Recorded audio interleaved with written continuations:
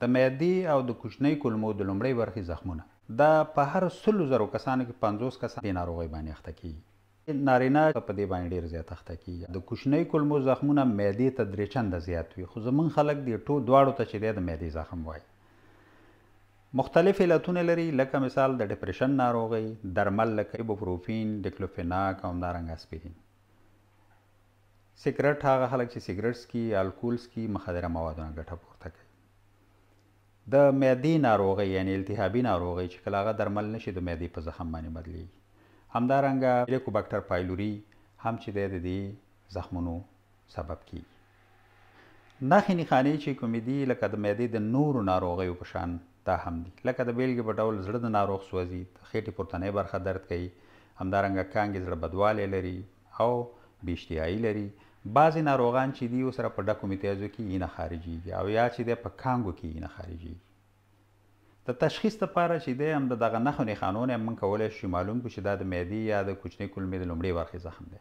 خو د ښه روښانتیا دپاره یې ښه معاینه چې ده، لکه څنګه چې موږ په د معدې په نورو ناروغیو کې ویلې، هغه انډوسکوپي معاینه ده چې یو پیپ د خولې د لارې داخلیږي مرۍ، معدې او بالاخره د وړو کولمو ته، او موږ په دغه ساحه کې هر ډول بدلونونه چې دی لیدلی شو، که هغه زخم وي، که هغه التهاب وي او که هغه بل څه شی.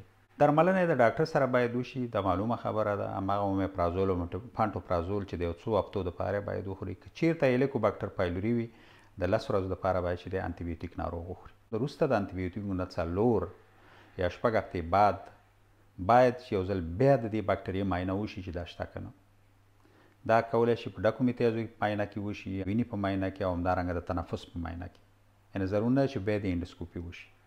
یعنې په دې معایناتو کې تاسو معلومیږي چې یعنې دا باکتریا شته که نه، او دا ډېره ضروري ده. زموږ خلک دا تل هیروي او دا نه کوي. معدې د زخمونو او همدارنګه د کوچنۍ کولمو د لومړنۍ برخې د زخمونو وژغورل شو، نو ښه خبره دا ده چې تمباکو دا که په هره بڼه وي، که هغه د چلم یا د سګرټ په بڼه وي، د هغې څخه ځان وساتو. شراب، چرس او همدارنګه ټول مخدره مواد د دې څخه چې دی ځان وساتئ. درد دواګانې لکه ایبوپروفین، ډیکلوفیناک، انډومیتاسین او اسپرین، چون زموږ خلک دا ډېر زیات ګټه پورته کوي، د دې نه ډېره ګټه مه پورته کوئ. دا چې دی د معدې مختلفې ناروغۍ پیدا کوي. خو که بیا هم زموږ خلک دي چې هغوی ناروغۍ لري او هغوی مجبور دي چې دا دوا وخوري، نو ښه خبره دا ده چې د هغې نه مخکې د معدې دوا ورسره هم وخوري. دریم یعنې صحي ژوند وکړئ. د بدني روزنې په لوبځای کې سپورت وکړئ. که هغه شونتیا موجوده نه وي، نو تاسې کولی شئ 10,000 قدمه واخلئ. په یو حوض کې 20 دقیقې یا 30 دقیقې ولامبئ.